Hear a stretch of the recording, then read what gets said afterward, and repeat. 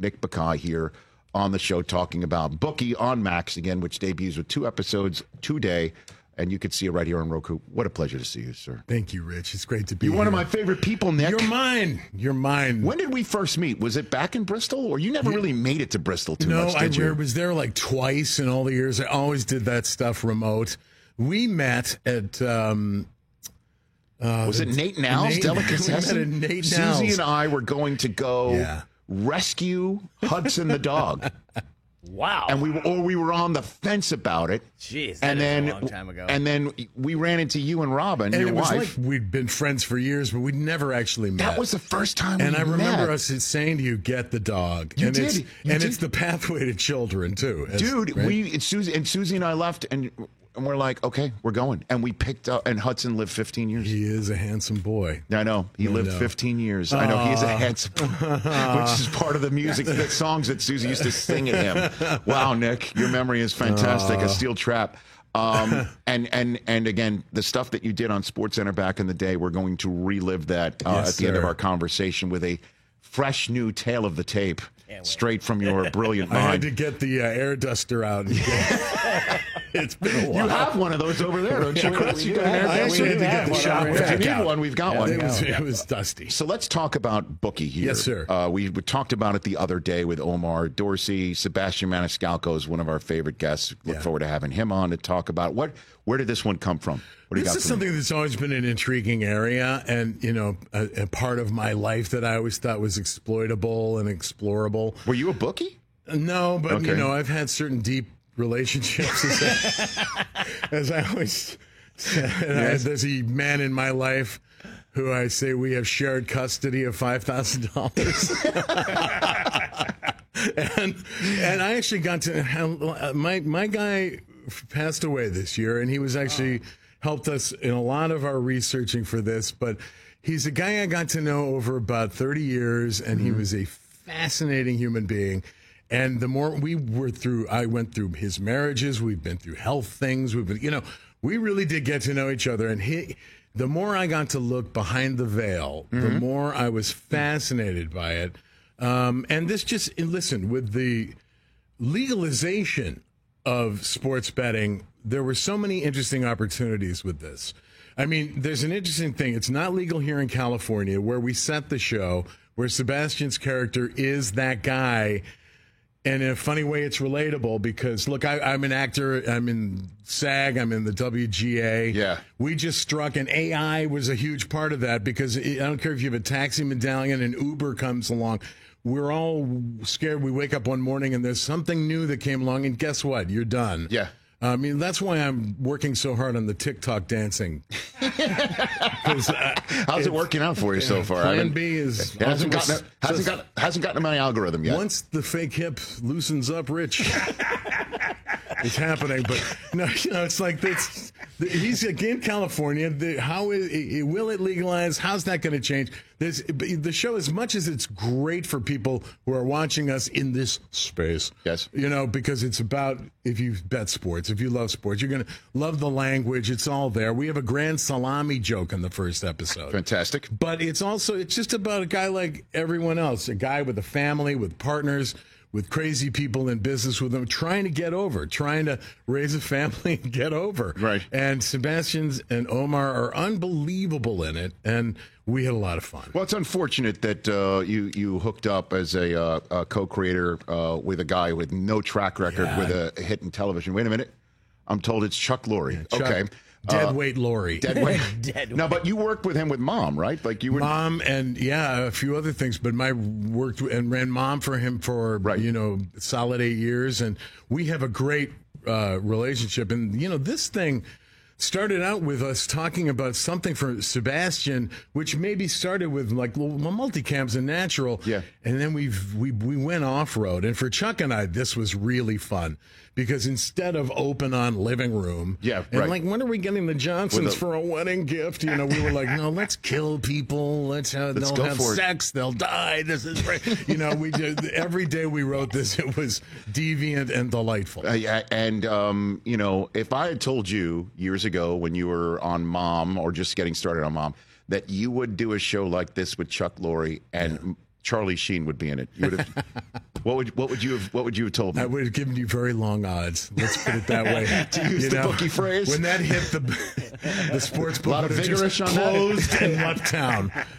No, that seemed impossible. In fact, Charlie is in it playing himself.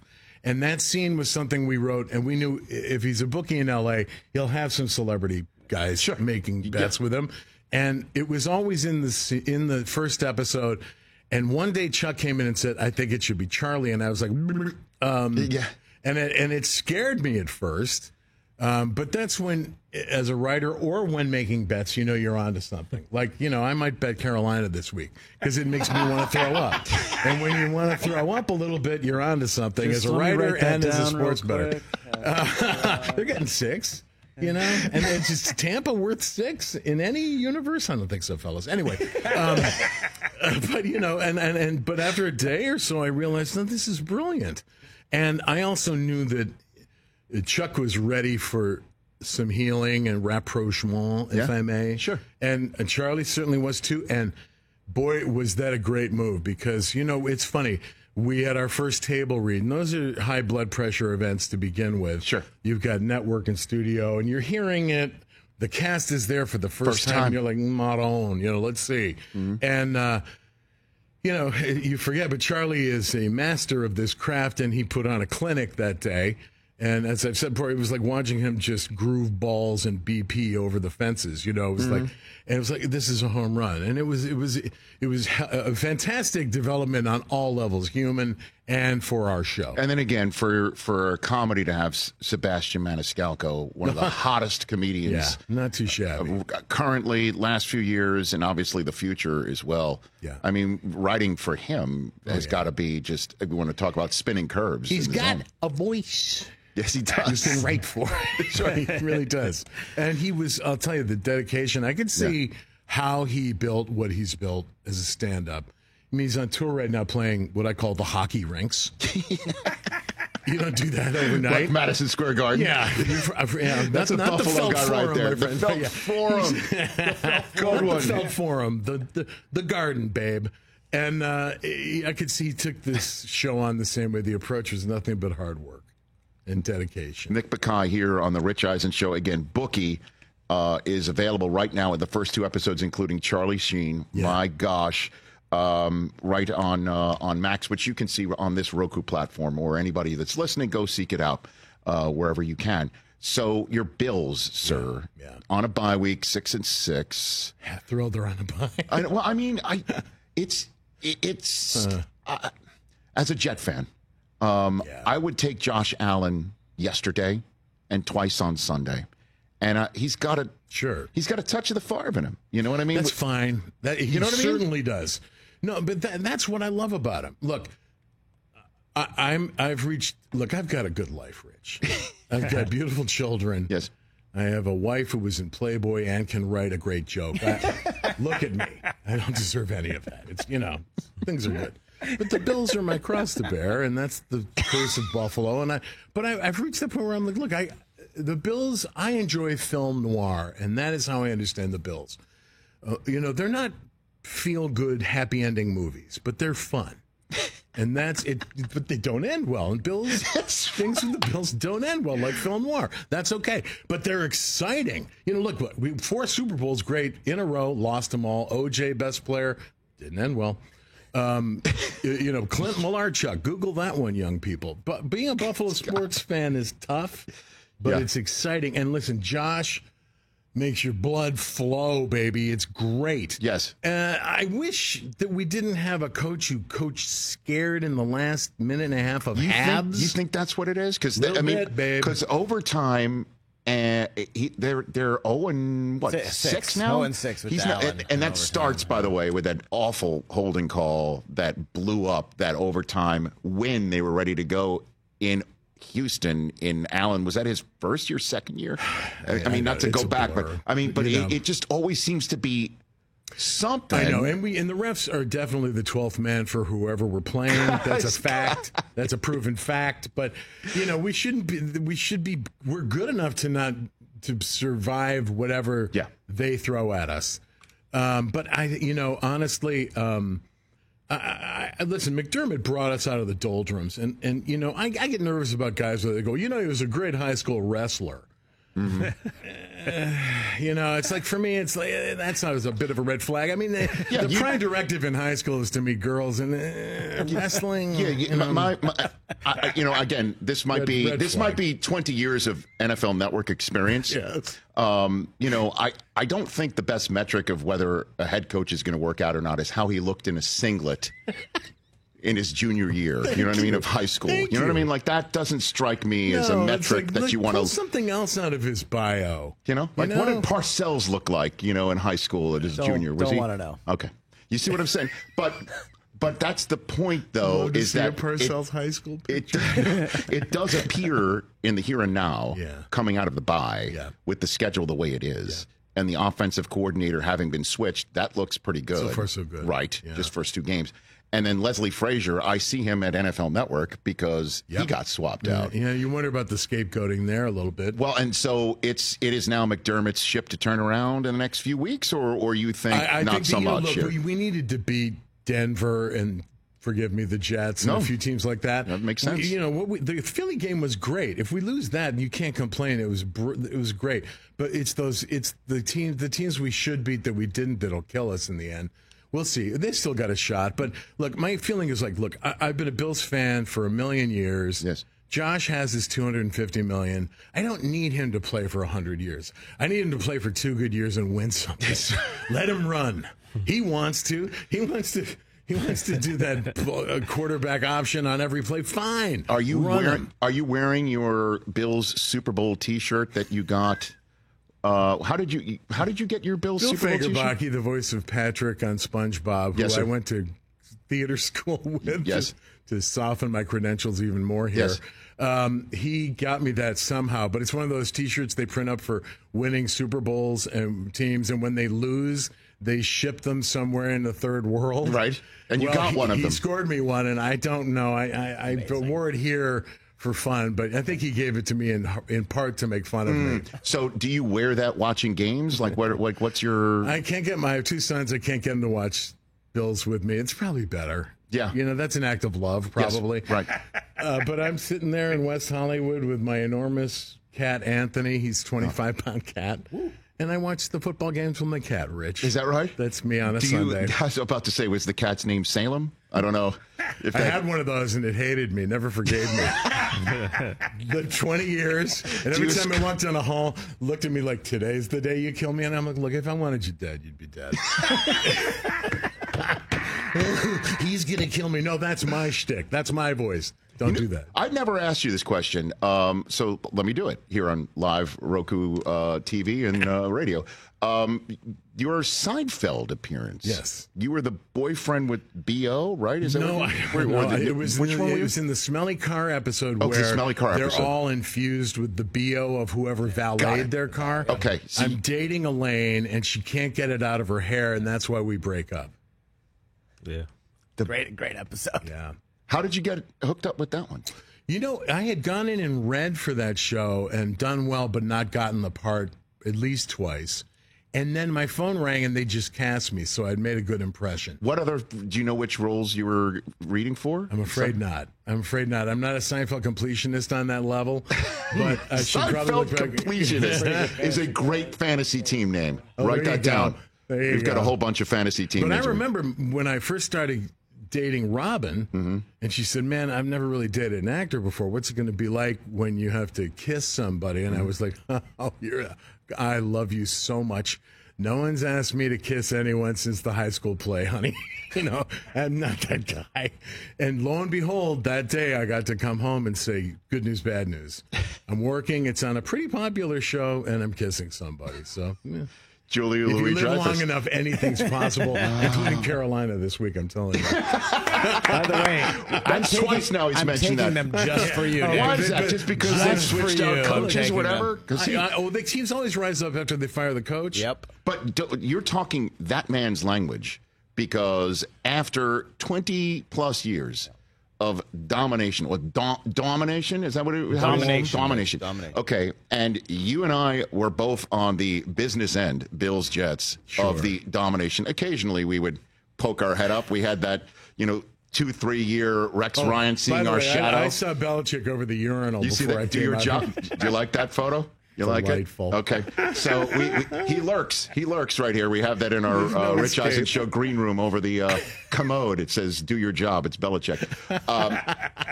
But he's now in the rare position Yeah. of wanting the Patriots to lose because he wants Caleb Williams now. He's in the like So close. Nick. and so if Carolina starts to win, They will. that Looking good. takes the Bears out of that spot. And he's got a clear path to the basket with I only think it's Arizona potentially entirely standing in its possible. way. Look, teams rise up after they let the coach go. Look what happened in Oakland, right? And there's an exhale that happens, and I don't know if they're going to win, but I don't think Tampa Bay deserves to be a 6-point favorite. But the other thing I like to look at is where the money is, and 3% of the money's on Carolina. You're never crazy to go against the masses. Spoken like the man who's the co-created public. and co-writing Bookie on Max, available for consumption with 2 episodes today. All right, Nick. Sir. When it was time for you to come on this program and promote Bookie on Max, I said, would you please write me a tale of the tape, like back in the day, Sports Center old school? And you have done so. Yes, sir. It is now time to do this. Ladies and gentlemen, Nick Bakay and his tale of the tape. I won't even say, should I set it up with what it is, or you want to do that? Is that what You know what? I think it's baked in. I'm Okay. going to hydrate. Okay, here we go. He's going to hydrate because nobody wants to cramp No, okay, if I cramp doing up a tale of the this. tape. Here we go. Ladies and gentlemen, Nick Bakay, the floor is yours, Nick. Go for it. The brotherly shove. Philadelphia's dreaded rugby scrum that never fails to convert. Taylor Swift, a generational songbird whose tryst with Travis Kelce has generated more fascination than Mark Davis's haircut. 2 polarizing wild cards that have taken the NFL by storm. Loved, hated, respected, resented. Well, the time has come to answer the essential question: who would win in a street fight? Taylor Swift versus the brotherly shove. Let's see how they stack up at the tail of the tape. Here we go. Shake It Off. Swift, a catchy song about getting past the haters. Shove, the nut punch you just got on the bottom of the pile. Advantage Swift. Oh. I don't care if you're a first rounder or a street free agent. Those vines have tender grapes. The worst thing that ever happened to Shove, the forward pass. Swift, Brittany Mahomes. Hey, you with the camera. I'm over here. Advantage Push. Oh. Too close to call. Oh, okay. No, I love the energy in here. Next up. Oh, yeah. Next up. Good. Our Kelsey's Essential. Swift. Who do you think her next song's about? Shove. Who do you think's on the bottom of that tossed salad? Advantage Push. There are no winners here. Wow. No pushes. Oh, No winners. Somebody had money on that one. There's no winners. Conversion percentage. Shove 90%. Swift 0 when it comes to lasting love. Oh, boy. It's sad. Advantage Shove. And a word of warning, Mr. Kelsey. It's all glitz and gravy until you're the chorus of her next song. Oh, dear. It's hard to breathe. Shove when you're on the bottom. Swift when she breaks into ATW, TMV, FTV. All too well, 10-minute version from the vault. But you already knew that, Rich. I did. Advantage Swift. Yes, indeed, of Full course. disclosure, a young person named Alex needed to help me with that. What happens in the pile of humanity? Swift, girls of all ages burst into tears. Shove, men of all ages go nose to taint. I'm not crying, you're crying. Advantage Swift, it's okay to feel, Rich. I had Shove there. Advantage Swift. What you feel, people. Oh, God. Can they get it done with 8 men in the box? Shove? Yes. Swift? God, I hope not. Advantage? Let's just move on. Let's move on. Let's move on. Arch enemies. Swift, Kanye West. Shove, the Dallas Cowboys. Advantage? Shove. I truly believe that hating the Cowboys can bring us back together as a nation. Sorry, TJ. What would the legendary voice of NFL films John Facenda say? Shove? This unstoppable phalanx of man-meat conjures frozen tundras and the beer-fought brutality of Chuck Bednarik. Swift. A Gamein chanteuse with a darn good head for business and legs that go all the way down. Hey, don't get mad at me. I'm channeling a man from a different era. Advantage. Shove had to. Facenda was the local news guy in Philly. Very good. And finally, Ladies and gentlemen. take that, patriarchy. Swift. Her tour outgrossed Motley Crue's, which I believe was sponsored by Metamucil. Shove. Finally, men can experience the agony of childbirth. Advantage. Swift and empathy. So there you have it. It's also simple when you break things down scientifically. In a down and dirty street fight, the resounding advantage goes to Taylor Swift. Are you nuts? I'm not going to alienate her army of fans. I need them to watch Bookie tonight on Max. Besides, losing lets Philly fans do what they do best, just hate, baby. Until next time, I'm Nick Bakay reminding you the numbers never lie. Yeah. Like riding a bike. Oh, my God. That was fun. Oh, my gosh. That's a new fantasy team name. What, beer fart? Beer fart brutality of Chuck Bednarik. Oh, by the way. Yeah. That's a little too long for the Yahoo box. I think the Sables directed that documentary, right? The beer fart brutality of Chuck Bednarik. The beer fart brutality. That's when his dad let Steve finally turn it loose. Nick, sir, you are the best, brother. Oh, Rich, thank you. By the way, I would do a tail of the tape anytime you want to come back and do it. It's on, pal. Let's do it. This was too much fun. I mean, Susie was telling some of the folks at Cooper's baseball game over the weekend that you were coming on and doing a tail of the tape, and a bunch of guys were like, "Really, Oh, that's nice. dude?" I'm telling you, there's a whole bunch of all of us out there that loved it back then and want to keep doing it now. I'm ready. Let's do it. Same thing for Bookie on Max. Check it out right now on Max, which is available right here on the Roku platform. Catch the Rich Eisen Show every single day on the Roku channel, 12 to 3 Eastern, for free.